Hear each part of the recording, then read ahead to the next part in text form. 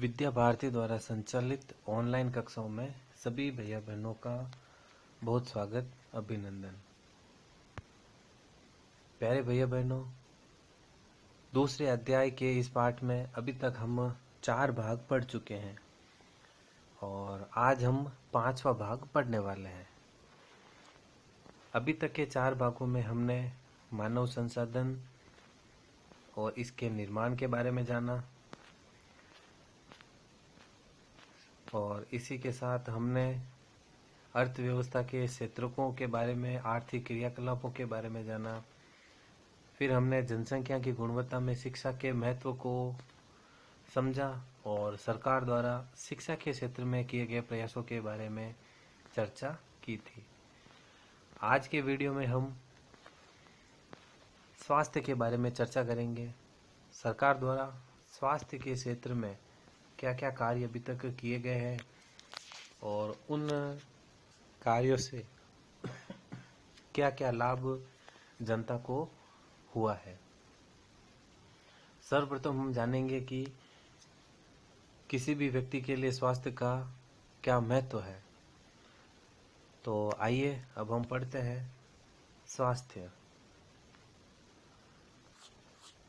Firm का उद्देश्य लाभ को अधिकतम करना है।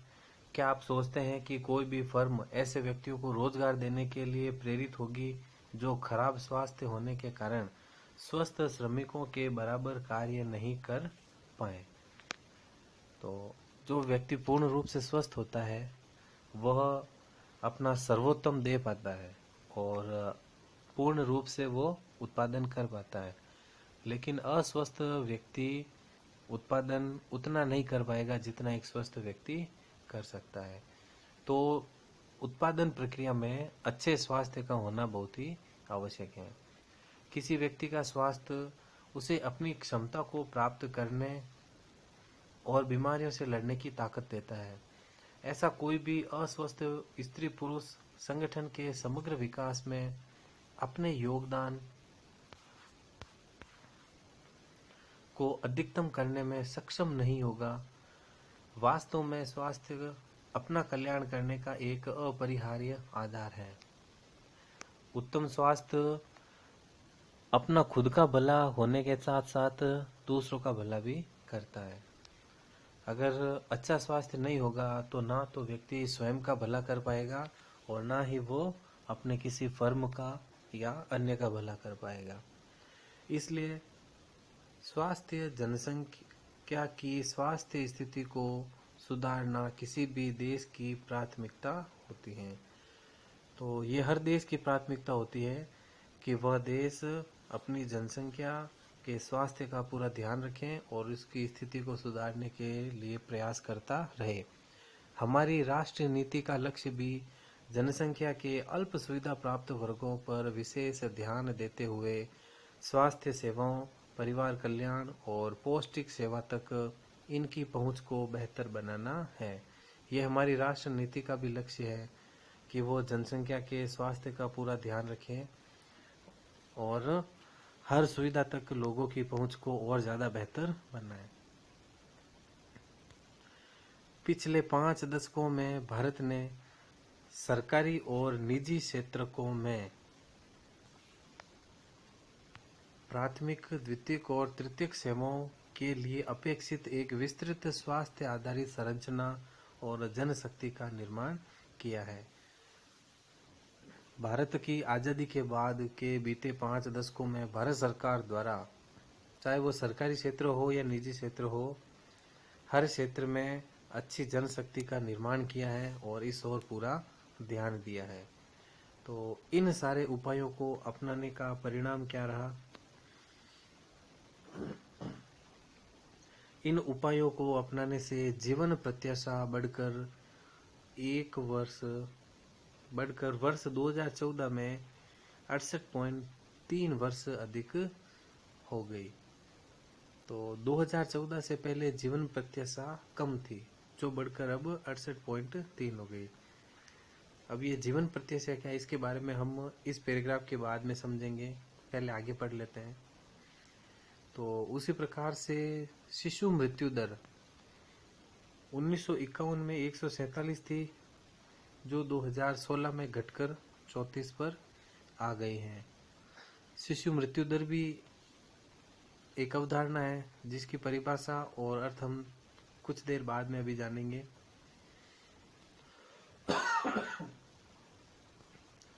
इस अवधि में अशोधित जन्म दर गिरकर 20.4 और मृत्यु दर 6.4 पर आ गई है।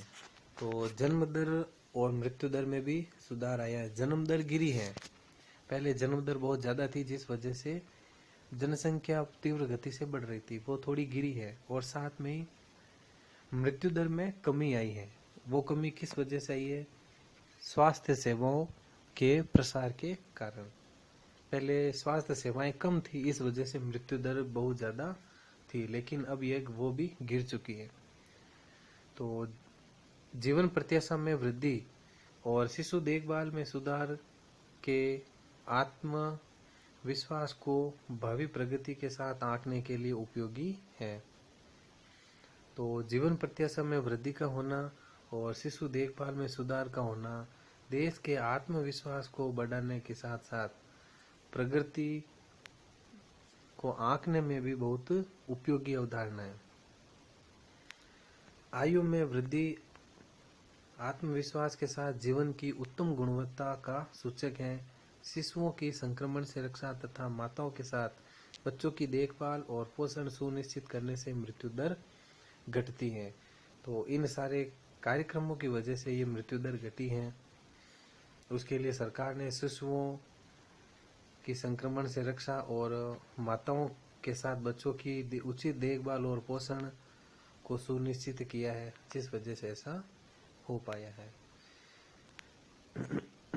ये सब आर्थिक सर्वेक्षण की रिपोर्ट का दूसरा भाग है जो 2017-18 में आई है। यहाँ पर एक स्वास्थ्य केंद्र में बच्चों की जांच से संबंधित कार्य चल रहा है। अब हम यहाँ पर पढ़ते हैं शिशु मृत्यु दर, जन्म दर और मृत्यु दर।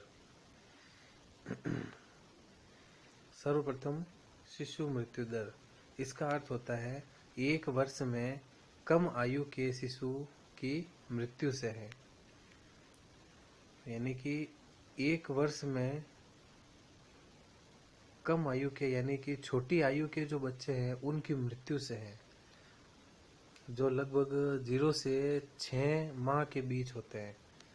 तो उनकी मृत्यु 1 साल में कितनी हुई है वो कहलाती है शिशु मृत्यु दर। अगला है जन्म दर।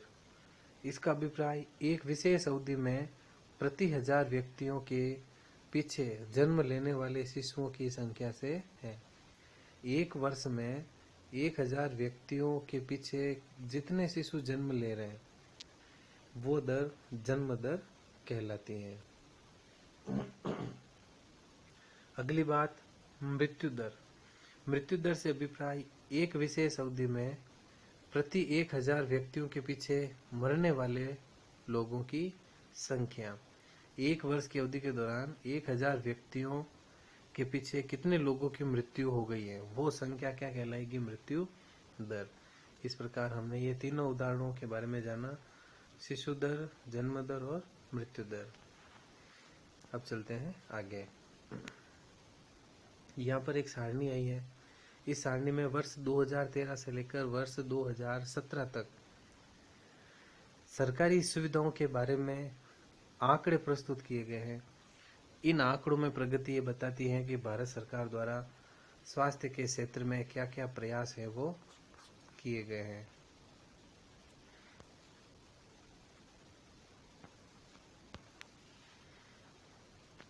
भारत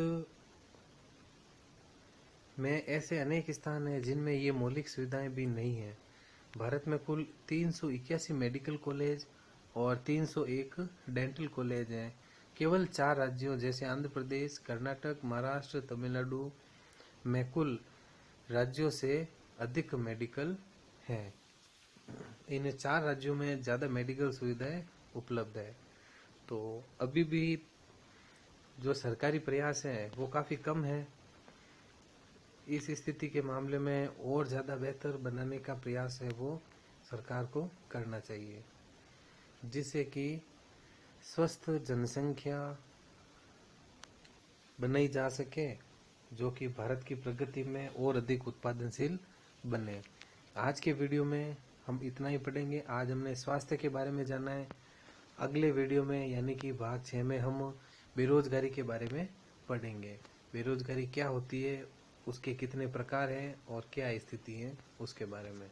तब तक के लिए धन्यवाद। आज के वीडियो में आपको 10 प्रश्न गृह कार्य के रूप में दे रहा हूँ।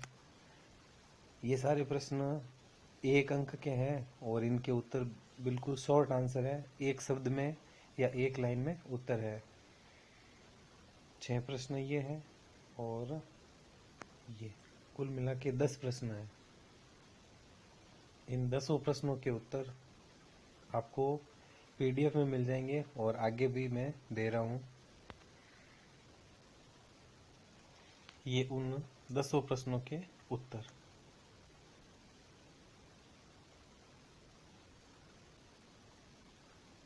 प्रश्न संख्या 9 और ये प्रश्न संख्या 10।